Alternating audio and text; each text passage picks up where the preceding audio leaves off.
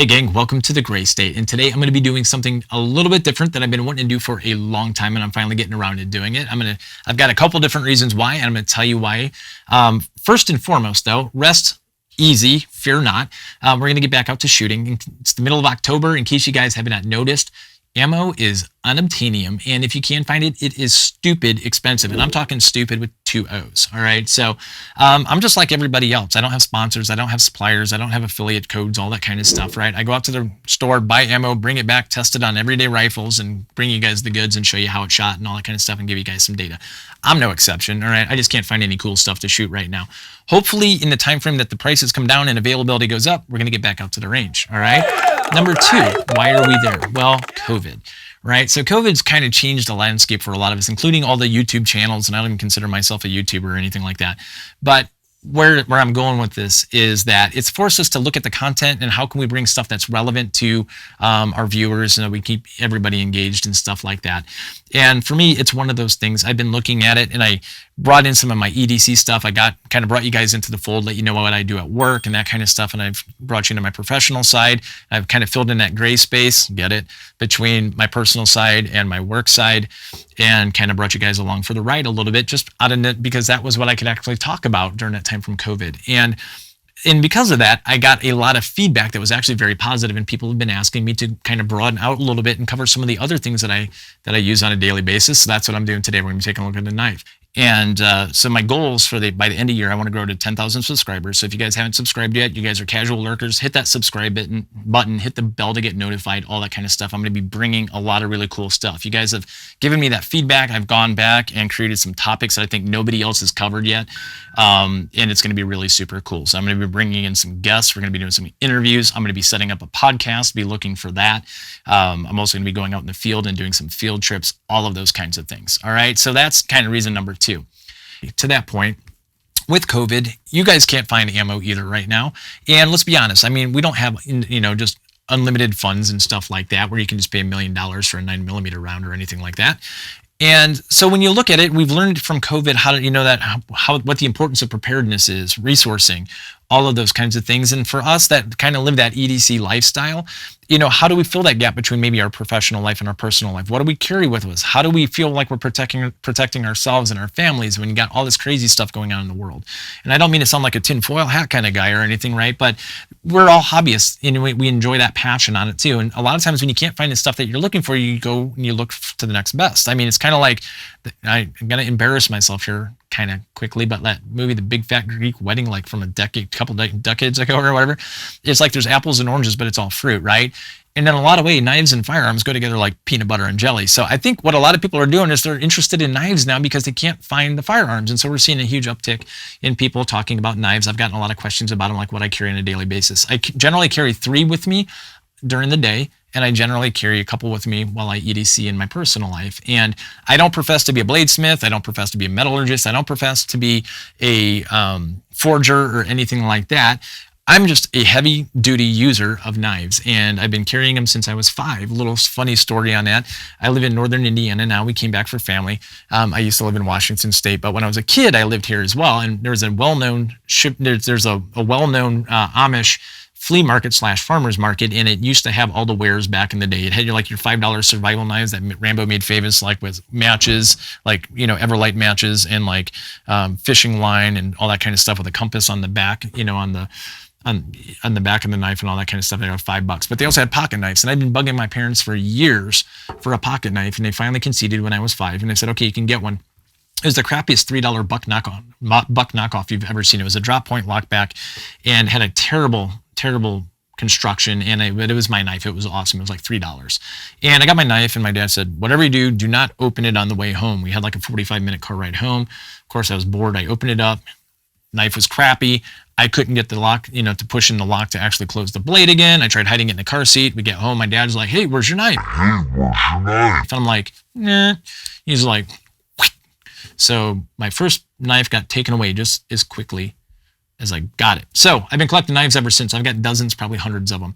And I've used them for work. I've used them for personal. I've got sentimental ones. I've got historical ones. I've got ones that I use every day, like I said. So that's where I'm coming from when I talk about knives. All right.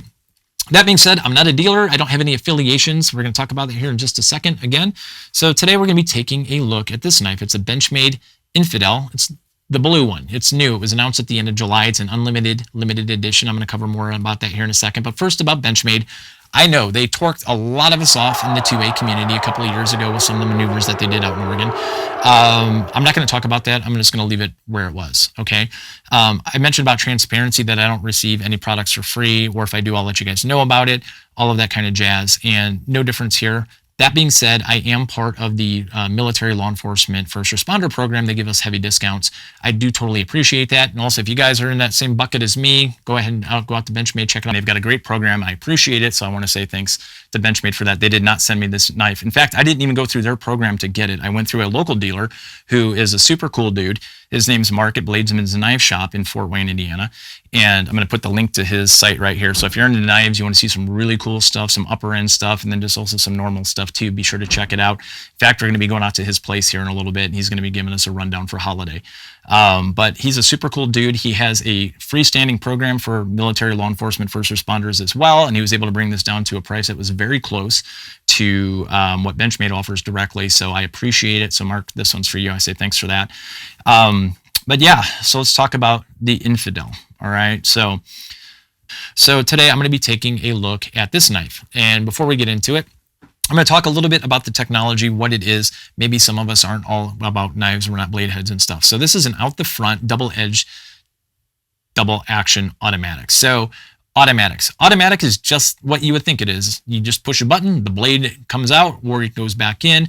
That's what happens with the double action.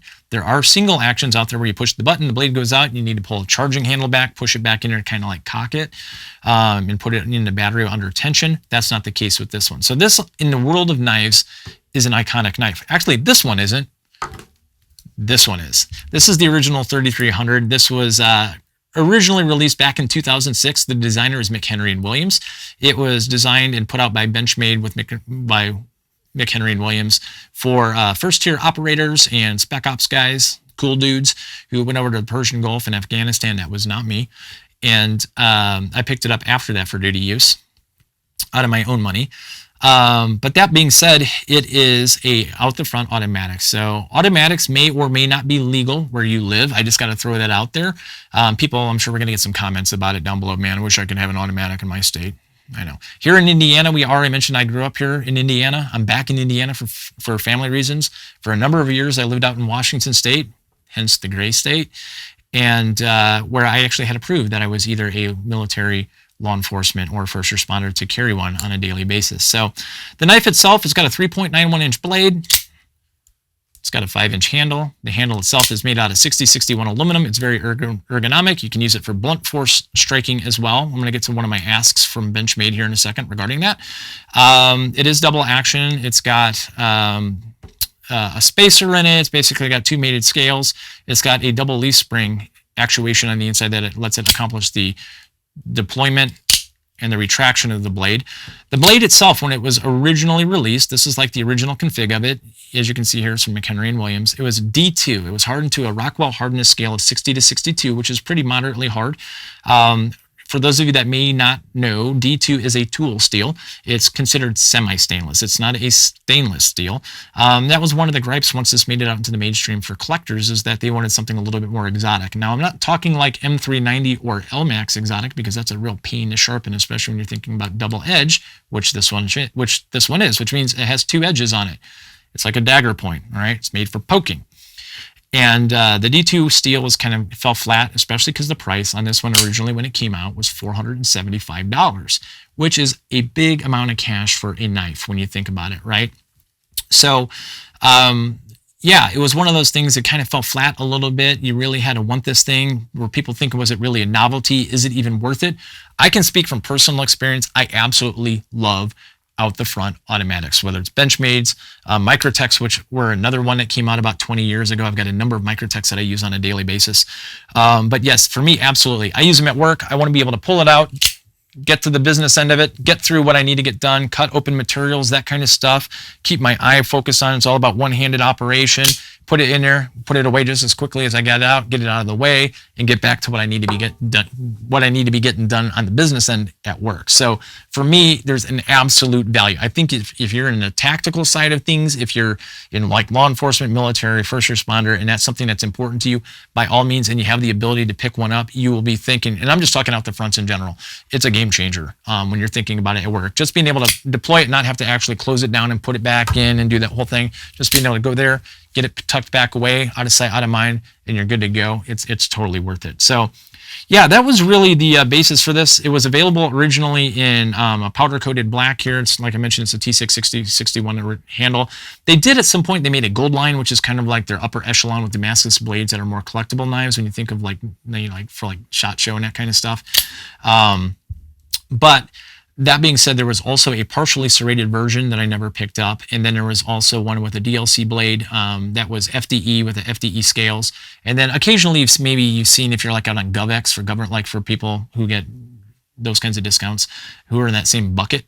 You might have seen some like GovX exclusives where it's a black on black, like a murdered out version and stuff like that with an upgraded steel. But for general purpose, for people who just go out to Benchmade, if you wanted an Infidel or a mini Infidel, things like that, this is basically the configuration you were going to get with some rare exceptions. So that being said, at the end of July, Benchmade came out and they announced this unlimited limited edition, which basically means that they are going to take 1 year of production and sales and channel. And once that 1 year production and sales is done, they're basically cutting the color of this.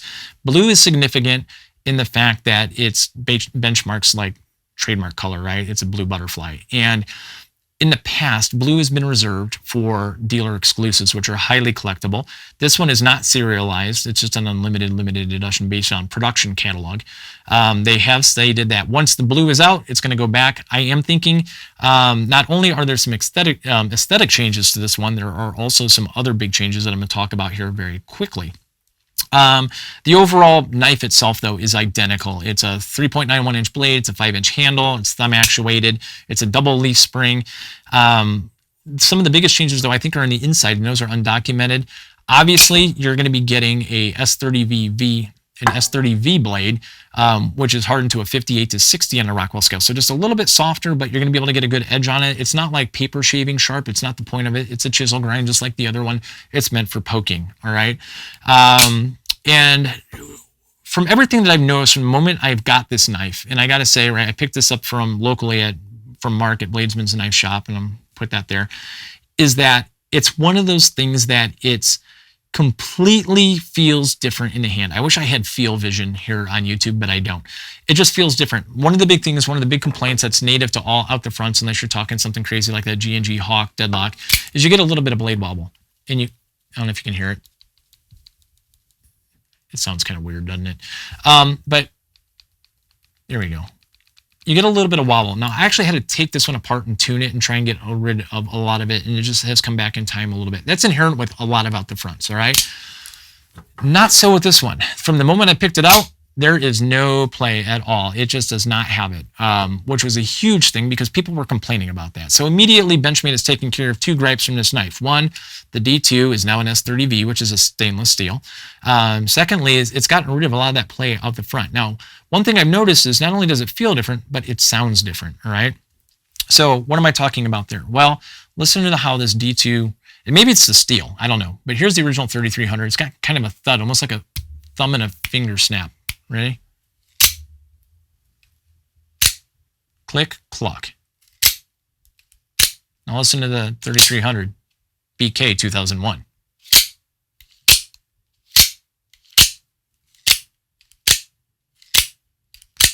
It might be the steel, it might not, but the fact that it feels different, it feels so much more positive, like it's actually accelerating and positively slamming in up front, makes this one feel like it's just crisper.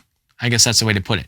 So the other one I want to bring out here very quickly, because I'm going to take away another point of contention with people, is they're questioning the color of blue. Maybe it's the anodization process. I don't know. But they're like, is it a true blue? Is it like this? Is it that? Here. This is one of my other duty knives. This is a Microtech Duroc Delta DE. This one is a true blue. It's a royal blue. I'm color balancing this video, so you guys who are the color purists, you'll be able to take a look at this and go, oh, I see the difference in the colors of blue. So this is a royal blue in the Microtech, and this is the Benchmade blue right here in the 3300. All right. So those are the differences between the two. All right. So hopefully that kind of eliminates that point of, is it a gray dress or yellow dress or whatever the thing on the internet was that was stupid. All right. So there you go. There's the color blue. But what I really wanted to bring this one out for is listen to the sound, how it sounds so similar to this new BK.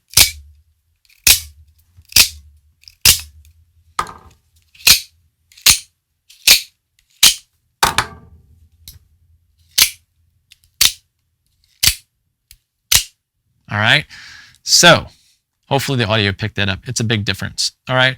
So that's really it between this one. The biggest thing is that this one's also $525 now. So it costs $30 more. So with that being said, let's talk about that $30. So one of the things that you got when you got this Infidel was that it was part of Benchmade's, black line, right? And like in the gun world, if it was a 9mm platform, it'd be like a 226 or a CZ75 or a Beretta 92F, right? It's kind of like one of the biggies.